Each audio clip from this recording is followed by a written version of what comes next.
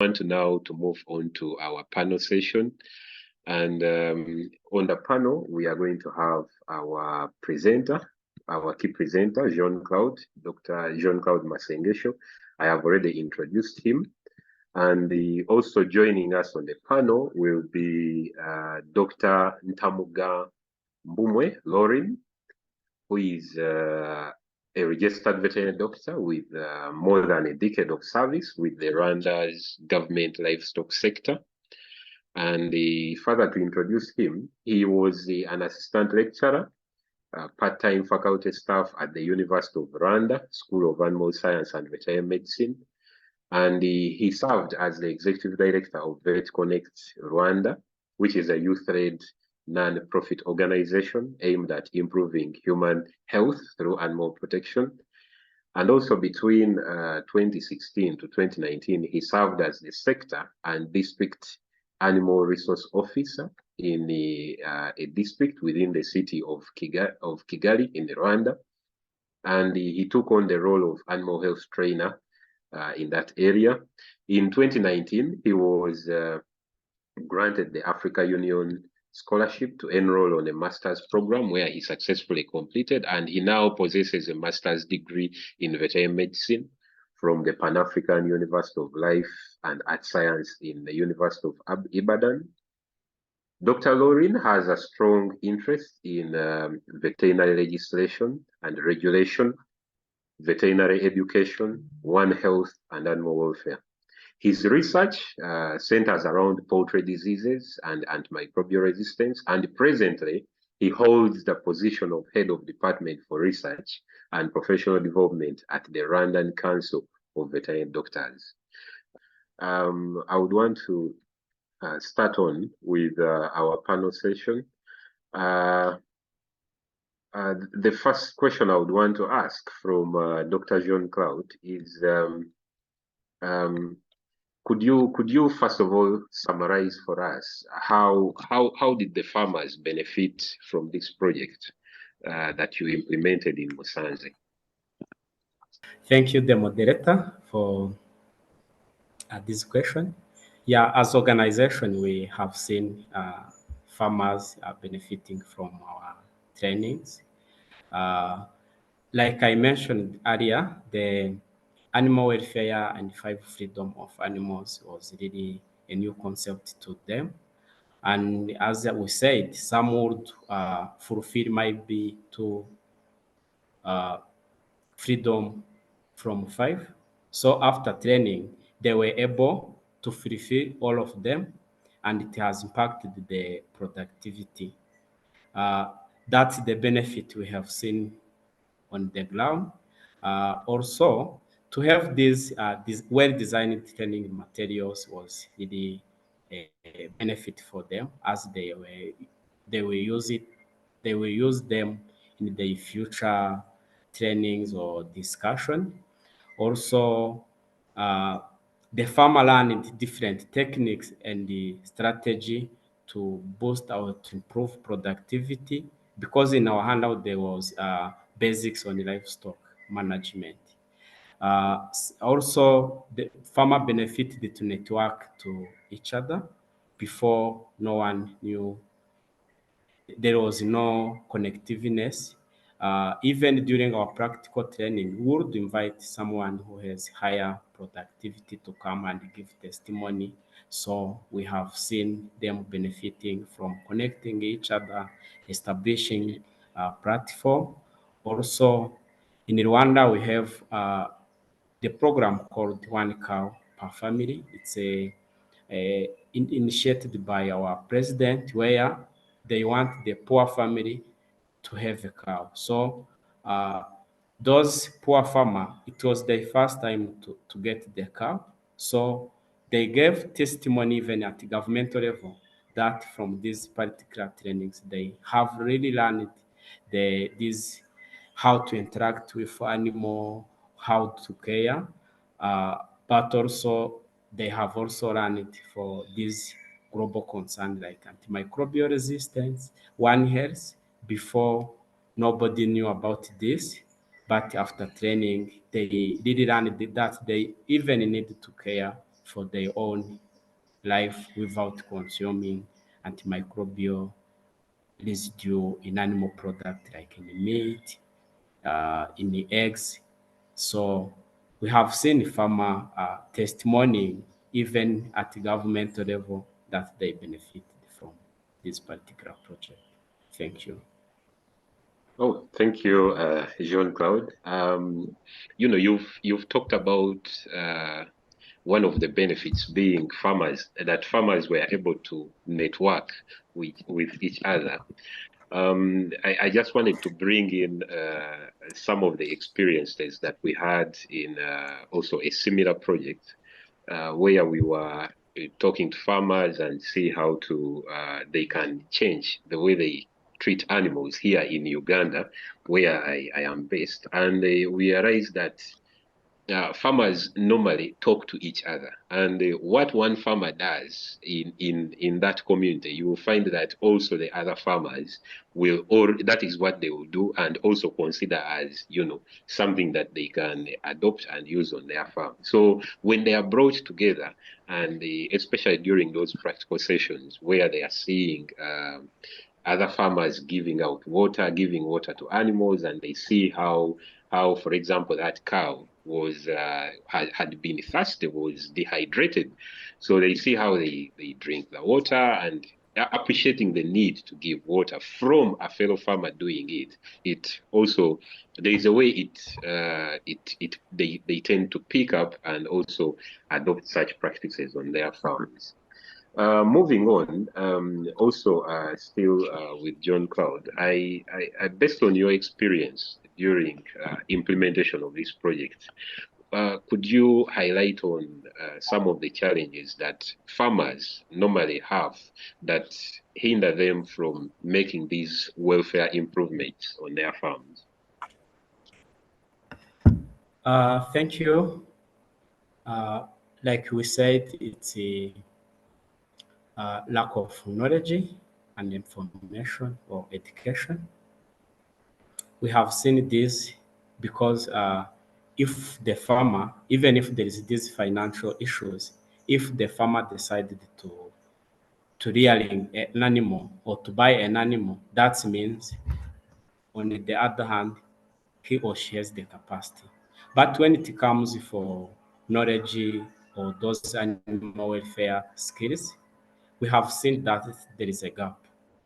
Like human-animal relationship, for instance, for our practical training, we would tell the owner, could you approach your cow, at least touch, or your goat?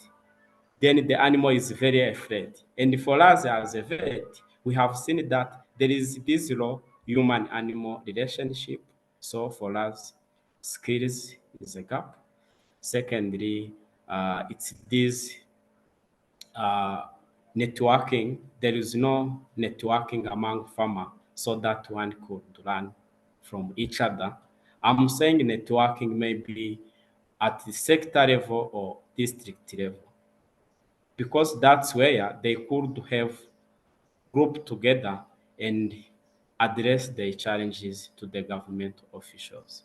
Then also, financial is an issue. There is some place where there is low canalization of water, no enough feed, no shelter, and it's associated with financial constraint. But also, uh, we have seen also to take this animal welfare as a concern for government level, because so far we don't have animal welfare law in the country. So we have seen also, like I said, for sector vet to have animal welfare as a key. So animal welfare law is an issue, and it's affecting other officials to implement the livestock project, uh, comparing with animal welfare standard. Briefly, that's what I could say we have observed during our journey. Thank you, Paul. All right. Okay, thank you, Jean Claude. Related to the question I asked Jean Claude earlier, and based on your experience working with farmers and veterinary professionals, what is the contribution of improved welfare of farm animals to economic growth and development of a country? Okay, so thank you very much, Dr. Paul. When it comes about animal welfare and how to contribute to the national state development, is that we all know the 5 principles of animal welfare. And of course, we know that if the animal are well fed in terms of the proper animal feeds, of course, they produce also high quality and high quantity of meat as well as milk. And of course, that is one of the source of income for the people itself, but also for the country through the export of meat and milk. So it also improves the standards, especially meeting with the World Trade Organization's standards, and even the farmers themselves. So as much as they respect the principles of animal welfare, the income in terms of money also definitely will increase. Thank you. Yeah, sure. Yeah, thank you, Dr. Lauren. Just to remind our participants, Dr. Lauren is coming from veterinary regulation and legislation from the veterinary from the Rwanda Council for Veterinary Doctors. So, Dr. Lauren, in addition to education, because Dr. Jean Claude has already given us the side of education, legislation and regulation are also key in improving welfare of animals in general. So since you are coming from the regulatory side, who is responsible for regulating, for example, welfare of animals in Rwanda? And could you also tell us what the role of regulation could be in ensuring good welfare of animals on farms? Yeah. Okay, thank you very much. About animal welfare regulation, I think as Dr. Jean Claude said, currently we are in the process of developing animal welfare laws. It is still in the pipeline. It has passed through the law reform, and it is now in the cabinet. But for the lot of regulators or any other regulatory bodies, of course, it is to initiate the laws, because you look at the existing situation in terms of, let's say, in terms of the animal welfare, then we initiate the process. Of course, this engage more stakeholders from different institutions and have the draft and proceed with the process required. If it is a ministerial order, if it is a law, if it is regulations, so that people can add their inputs. So for us, our contribution mainly is, of course, to ensure that those services who are given by the professionals, they comply with the rules and existing standards. That's one. Number two, an animal welfare concept, I can say, there is a still need of awareness and, of course, capacity building. And we have had many sessions here in Rwanda. Dr. Jean Claude knows. Some of them were supported by WTS. Of course, that kind of capacity building for the professionals is also the role of regulatory bodies. Yeah, thank you. Yeah, thank you, Dr. Lauren. As we conclude the panel, I'm seeing quite a number of questions already coming in. So I'd like to conclude the panel. Jean Claude, coming back to you, which recommendations could you give to other NGOs that wish to start all those that are doing similar projects, especially as far as ensuring that farmers can make the necessary changes on their farms? Thank you very much. I would recommend to introduce the new project to the government. Then, after the government understood the project, like we did in our stakeholder meeting, the government will support this kind of organization to invite the participant or farmers or to rent some governmental equipment. Like in our case, we have been using the meeting room from the sector. So firstly, they should be in contact with government officials. Then secondly, it's to try to see what is possible to the farmers, because in our case, we faced the challenge for transportation for some farmers because they are staying further away. So also they should make sure to facilitate the farmer where it is possible so that they may attend the trainings, but also to try to design something which could work with productivity. Because in a country like Rwanda or any other country in the which is in a development way, there is no way you can speak animal welfare without linking it with productivity. We are not encouraging industrial farming or any inhumane farming, but also we want to show them the sustainable farming, which is humane, which doesn't cause any harm to the animal.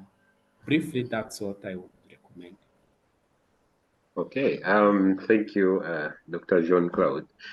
Your first point, you have talked about the need to introduce the project to key stakeholders, especially government. And that brings me to the question I want to address to Dr. Laurent. Is specifically in Rwanda, are there mechanisms for non-government organizations to collaborate with the regulators? And how can these NGOs work with or benefit from working with regulators in order to improve welfare on farms? Okay, thank you very much. What I can say is that, of course, in Rwanda, we don't have many NGOs, especially who are involved in animal welfare.